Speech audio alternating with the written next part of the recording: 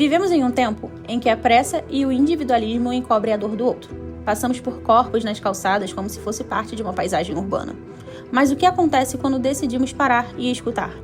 Ao longo das próximas cenas, você será convidado a olhar para a dignidade humana com mais empatia, a entender como a ausência do Estado escancara o abismo social e a descobrir o poder transformador da solidariedade.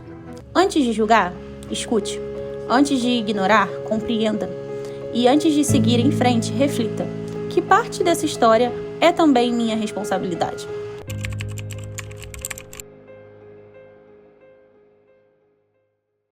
Olá, eu sou a Thaisa Quaresma, representante de um grupo de extensão da disciplina de Fundamentos Antropológicos e Sociológicos, orientado pela professora Zilda, e hoje vim apresentar um projeto que ultrapassa os muros da universidade e vai além dos debates em sala de aula.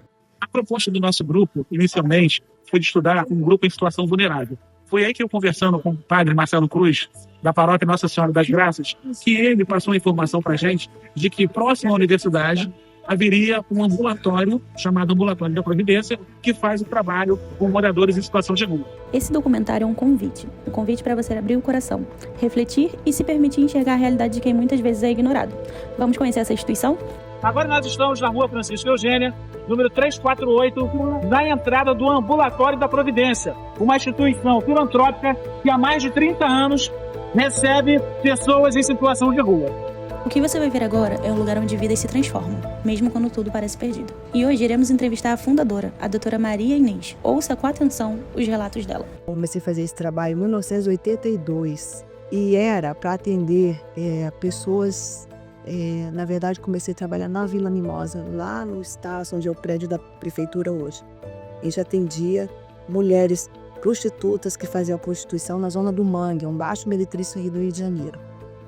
E eu fui substituir um médico que entrou de férias, então me pediram se eu podia fazer isso. Eu fiquei muito impressionada com as doenças venéreas sexualmente transmissíveis, como sífilis, hepatite B, gonorreia, todas aquelas doenças, aquelas mulheres pegavam aqui.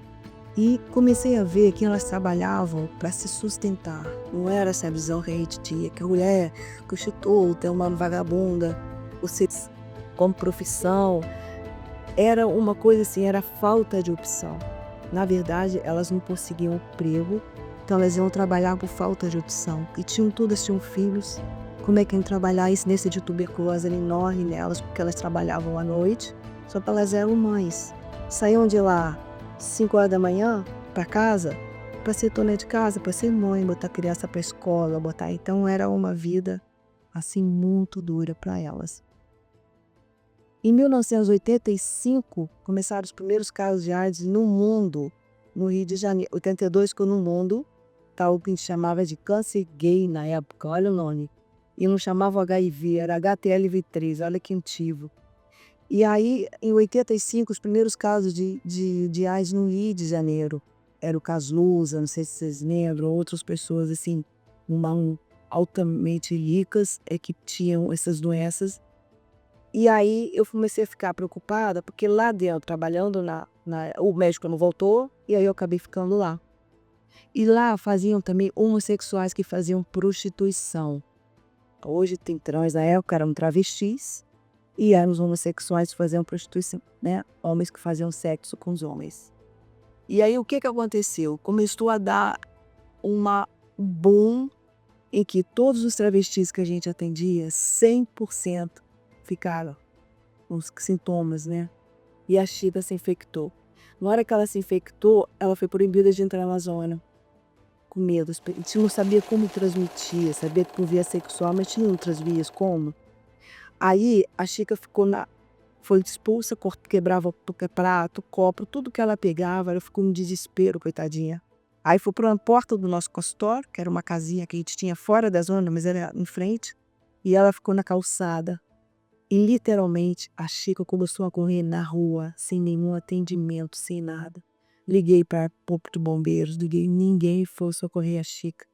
E a Chica morreu ali na minha frente, assim. Eu fiquei tão chocada com essa história, que eu fui atrás do cardeal Dom Eugênio Salles, que era o cardeal do Rio de Janeiro, o governador Brizola. Ou ia para o hospital, consegue com tratamento e tal. E a Gina, longe de ter tratamento, E era uma discriminação muito grande, que era a Adson não podia sentar na cadeira, discriminada na família, discriminada em todo. E aí eu falei: "Nós precisamos fazer um ambulatório específico para essas pessoas discriminadas, marginalizadas, os excluídos, que a gente chama, para atender". E daí foi de 85, 86, 87, procurando, aí nós conseguimos, inauguramos aqui dia 1º de dezembro, que é o Dia Mundial da AIDS, 1989, esse ambulatório. E começaram a chegar pessoas, tudo que era da rua, na sarjeta. Aquela pessoa que você atravessa a rua para não passar perto, eram essas pessoas, todas infectadas com AIDS, a grande maioria. E aqui virou um centro, né? E tanto que chegava a ambulância, parava, tirava a pessoa na maca, jogava a maca, deixava até a maca ir embora, sem nenhuma identificação, porque eles não têm de roça, não tem documento, não tem nada, foi um drama, principalmente com AIDS. E aí, durante uns 2 anos, a gente atendia de segunda a sexta, de 8 da manhã às 5 da tarde. Todos os médicos voluntários, enfermeiros, assistente social, psicólogo, tinha todo esse serviço. Depois, aos poucos, começamos a fazer laboratório, tinha laboratório aqui, colhia sangue e mandava, não fazia o teste, que ainda era muito caro. O que acontecia? 5 horas da tarde fechava. O que eu faço com essas pessoas? O povo está na rua. Aí, ia, quantas vezes eu pendurei até soro em árvore, para tomar o soro durante a noite do dia vindo para cá. Aqui não podia ser um hospital, os pacientes dormissem aqui, a gente tem que ter uma infraestrutura de um hospital, que era caríssimo, médicos de plantão, uma enfermeira de plantão por dia. Aí eu falei: "Dona Eugênia, agora a gente precisa de uma casa". Aonde que virou o nosso hospital? A casa de apoio lá no Cosme Velho. Aí conseguimos, Deus é muito bom, uma ambulância, né? Tinha ambulância, levava o paciente daqui na ambulância, levava lá para casa de apoio. Aí conseguimos 4 freirinhas, filhas de São Camilo, que davam toda assistência para eles. Nós tínhamos 30 vagas, coisa pra caramba. Aí a gente punha soro, punha todo o tratamento venoso, tinha toda uma estrutura absurda, maravilhosa. Só Deus para fazer isso, porque aos poucos conseguimos obra para fazer a obra na casa. O Brizola cedeu a obra, o governador na época cedeu a casa, mas chega mais dinheiro para a obra. Isso tudo a gente fez. Então a gente era uma instituição que acolhia as pessoas excluídas com AIDS aqui, tinha todo tratamento, assistência aqui, e aqueles que precisavam de internar vinham para a nossa casa e eles morriam na nossa casa. Nós perdemos 700 pacientes nessa infra que não tinha tratamento, mas morriam com dignidade, numa casa, com alimentação, numa caminha. Quem tinha família, assistente social corria atrás da família para acolher nos últimos momentos. A gente conseguia achar mãe, achar pai, achar tia, achar irmão, para: "Olha, ele está aqui". E eles ficavam ali até o paciente morrer. Então esse trabalho, ele existe para quem não tem aquele excluído, aquele que não tem onde ser atendido. "Ah, mas tem o SUS, tem". Gente, chega um paciente nosso, se vocês viram, meio sujo, né, cheiro fedorento, com cheiro de álcool, com droga, ele é barrado na porta pelos seguranças. Não. Não, vai em outro lugar. Então é isso que eu quero. Outro lugar, vem para cá. Então é isso que a gente acolhe. O tempo passou, as epidemias mudaram, mas a dor continua a mesma. Hoje, o Ambulatório da Providência segue sendo um dos poucos refúgios para quem vive à margem da sociedade, só que agora com desafios ainda maiores. Os números das pessoas em situação de rua só aumentam. Mas, ao invés de apoio, o que as instituições recebem é o silêncio, esquecimento e burocracia. Faltam insumos, sobram pacientes, faltam políticas públicas integradas e sobram promessas vazias. Falta incentivo, sobram barreiras legais.